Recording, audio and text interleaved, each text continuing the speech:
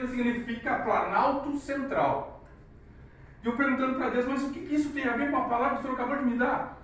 Ele falava, ao meu coração, ao meu espírito, Planalto Central. Mas o que é um planalto? Planalto é uma superfície elevada e plana. Elevada e plana. Isso é um púlpito. Então, mas o que isso tem a ver com tudo isso, Senhor? A Planaltina dentro do coração de Deus, dentro do propósito de Deus, dentro do Distrito 3, ela vai se tornar o púlpito do Senhor. A nossa igreja, ela é o púlpito do Senhor dentro da nossa comunidade. E essa não é a palavra que eu venho pregar essa noite. Eu só apenas queria trazer como introdução para vocês o quanto Deus te ama, o quanto Deus está agindo na tua vida, o quanto Ele deseja que você esteja aqui. Alguns são chamados por Deus para permanecer, outros não. Mas nós sabemos que Deus tem um plano em cada uma de suas igrejas, cada uma de suas denominações, porque a igreja de Deus é uma. A igreja do Senhor Jesus é uma igreja. Ela não são várias denominações.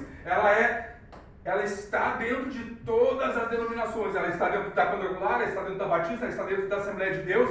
Mas o povo de Deus, dentro das nossas comunidades da Assembleia de Deus, alguns foram chamados para a Planaltina, para serem este púlpito dentro da nossa própria igreja. Mas existem outras, como as nossas outras igrejas, que são especificamente direcionadas por Deus para outras áreas, como missionária, como uma igreja que ama e adora fazer a caridade. Mas Deus tem nos chamado para sermos um exemplo dentro da nossa região 3.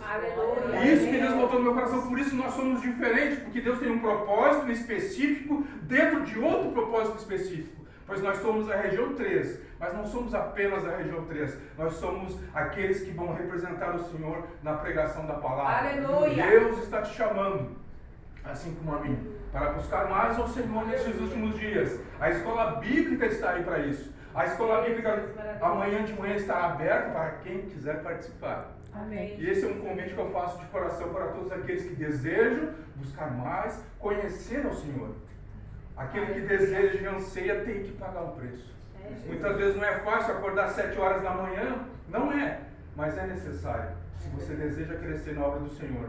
Porque para mim, pelo menos para mim, um culto como este é bom, é maravilhoso, nós estamos em comunhão, mas em conhecimento é pouco. Não consigo passar tudo para vocês.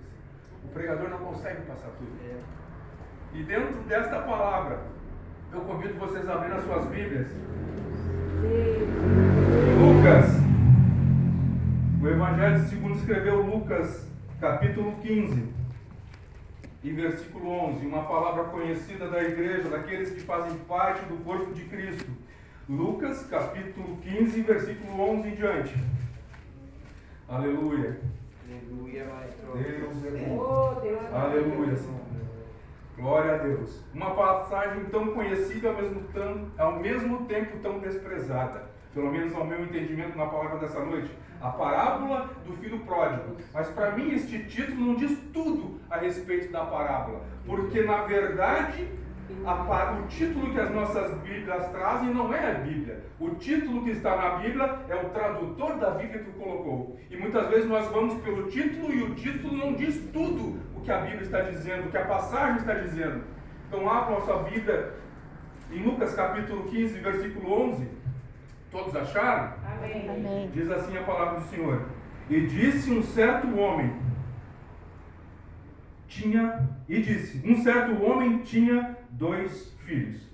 Por enquanto até aí. E disse um certo homem tinha 2 filhos.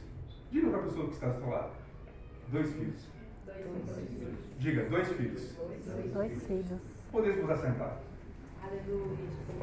A palavra de Deus fala nesta parábola, e parábola, ela é algo importante dentro daquilo que eu vinha falando sobre estudo, porque a parábola, na época de Cristo, ela era algo que Jesus usava para trazer uma mensagem específica, para explicar melhor, e era algo do cotidiano daquele povo. Então, quando nós olhamos essa passagem e vemos esse título falando da parábola do filho pródigo, muitas vezes nós perdemos a essência daquilo que a palavra realmente quer dizer no original e naquilo que Jesus estava tentando passar para aquele povo naquela época. Aqui está dizendo que tinha um certo homem que tinha 2 filhos. E o que Jesus estava tentando falar neste sentido? Entenda, naquela época Jesus estava pregando aos fariseus, aos saduceus e todos aqueles povo religioso daquela época, mas era um povo que conhecia a Bíblia. Ao contrário de muitos hoje no nosso meio que não tem tanto conhecimento bíblico, o povo da época de Cristo, o judeu praticante, ele conhecia a Bíblia. Ele conhece a Bíblia ainda hoje. O judeu praticante, ele conhece a palavra de Deus, pelo menos no Velho Testamento. E o que a Bíblia nos fala quanto a isso? Existem alguns padrões bíblicos, e isso é um exemplo, que eles já conheciam. A questão de 2 filhos. Os patriarcas todos tiveram 2 filhos. Quando tu olha para Adão, que foi o primeiro homem, ele teve 2 filhos. Ele teve Adão teve Caim e Abel. Vocês conseguem entender? Amém. O que Jesus estava tentando falar através desta parábola, uma história contada para um povo específico, para que eles entendessem uma mensagem do reino. E ele fala sobre um homem que tinha 2 filhos. E quando nós vemos essa passagem, havia um filho moço e um filho mais velho. E quando nós olhamos para toda a história de Gênesis, quando Adão tem Caim e Abel, ele tem 2 filhos, claro que depois ele tem outros, mas a história central fala sobre Caim e Abel, o mais velho e o mais moço. E o que eu estou tentando dizer essa noite? Vamos lá em Gênesis capítulo 4, onde fala a história de Caim e Abel. Capítulo 4 de Gênesis fala assim: e conheceu Adão a Eva, sua mulher, e ela concebeu e deu à luz a Caim, e disse: alcancei do Senhor um homem, e deu à luz mais a seu irmão Abel, e Abel foi pastor de ovelhas, e Caim foi lavrador de terra. Abel foi pastor de ovelhas, e Caim foi lavrador de terra. O que eu entendo nisso? Por que Deus aceitou o sacrifício de Abel e rejeitou o sacrifício de Caim? Entenda, ainda focando lá na parábola, o que Jesus estava tentando dizer para aquele povo naquela época e o que ele vai tentar dizer para nós essa noite. Ele estava dizendo que no contexto de Caim e Abel, a Bíblia que eles tinham, o conhecimento bíblico que eles tinham, era o que Adão e Eva passaram para eles. Eles sabiam que existia um jardim onde eles não tinham pecado, onde eles podiam viver livres, podiam comer, beber e viver eternamente. Mas eles pecaram. Eles pecaram, caíram e foram expulsos do jardim. E o que eles viam? Ainda Deus se manifestava, ainda Deus tentava se aproximar. Por quê? Porque quando eles caíram, Deus cobre Adão da sua nudez, cobre do seu pecado. E para isso houve um sacrifício de animal. E o sangue foi derramado. Um sangue foi derramado para cobrir o pecado de Adão e Eva. E isso eles passaram essa informação para os seus filhos. Mas ao mesmo tempo que eles passavam essa informação, também passava a informação de que Adão cuidava do jardim. O jardim de Deus. Ele cuidava do jardim para Deus, porque Deus o colocou ali para cuidar do jardim. Vocês estão conseguindo entender o raciocínio? O que fez com que Deus rejeitasse o sacrifício de Caim, mas aceitasse o de Abel? E muitas vezes nós agimos da mesma forma. Por quê? Porque nós queremos mostrar para Deus como Caim, que nós somos capazes de fazer na obra de Deus. Nós somos capazes de guardar e cuidar do seu jardim. Mas o jardim é de Deus. Muitas vezes nós queremos mostrar para Deus que nós temos capacidade de pregar, de fazer, de louvar, de fazer tantas coisas dentro da igreja. Mas esquecemos de fazer lá fora. Colocamos aqui como se fosse o nosso jardim do Éden. Porque na verdade todo ser humano ainda tem em si o desejo de ter um jardim do Éden. As nossas casas nada mais são do que uma manifestação disso. Todos nós queremos ter a nossa casa própria. O nosso pequeno jardim do Éden. Cercado e guardado apenas para nós. Eu, minha esposa e meus filhos. Um pequeno jardim do Éden. E é isso que Jesus está falando na parábola. Ele não está falando apenas de um filho pródigo, ele está falando de um filho pródigo, mas também está falando do filho mais velho. E quando nós olhamos para a passagem do Velho Testamento, quando Deus não aceita o sacrifício de Caim, e o pecado vem sobre ele, Deus avisa ele, o pecado está à porta. Se você não se cuidar, você vai cair, você vai pecar, você vai errar. E convém a ti lutar contra isso. É isso que a palavra, trocando em miúdos, é isso que a palavra em Gênesis fala para Caim. Deus fala para ele, se você não te cuidar, você vai cair, você vai pecar. E é nesse sentido que ele não aceita, ele rejeita a adoração, que na verdade não é. Ele estava mostrando a Deus que ele era capaz. Eu sou capaz de voltar para o jardim e cuidar do jardim para ti. Eu sou capaz de assumir essa igreja. Eu sou capaz de assumir todo o grupo de louvor. Eu sou capaz. Nós não somos capazes. Ninguém é capaz. Nós não temos capacidade humana de fazer as coisas que são de Deus. É Ele que capacita, é Ele que nos torna aptos a fazer aquilo que é dele. A obra é dele, o reino é dele, aqueles que se salvam são dele, aqueles que se perdem, o pecado está à porta. Convém a ti lutar contra ele. O sacrifício foi feito. Então você tem que o quê? Aceitar esse sacrifício. Eu quero sacrifício. E quando Abel oferece um sacrifício de animal, é porque ele entendeu que para se conectar com Deus ele precisava do sacrifício. Um sacrifício de sangue, de dor, que realmente valesse aquilo que Deus estava dizendo lá no Jardim do Éden. E não é apenas com Adão, com Abraão também é a mesma coisa. Abraão também tem 2 filhos, Ismael e Isaque. E o resultado está aí. Nós estamos vendo a guerra lá em Israel e já começa aqui. Alguns aí na internet têm informação para todo que é lado, mas o cerne dessa briga, dessa guerra, dessa luta lá é do pecado de Abraão, que errou.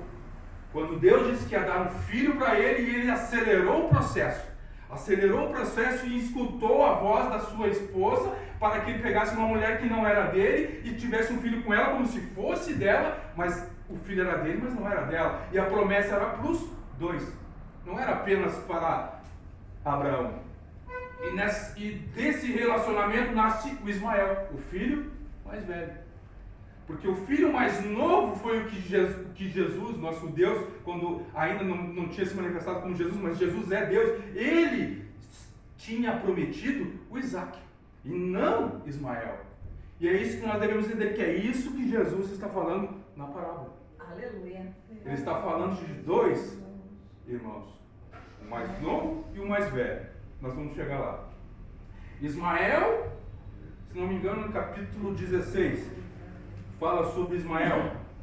Ora, Sarai, mulher de Abraão, não lhe dava filhos, e ela tinha uma serva egípcia cujo nome era Agar. E disse Sarai a Abraão: eis que o Senhor me tem impedido de dar à luz, toma, pois, a minha serva, porventura terei filhos dela. E ouviu Abraão a voz de Sarai.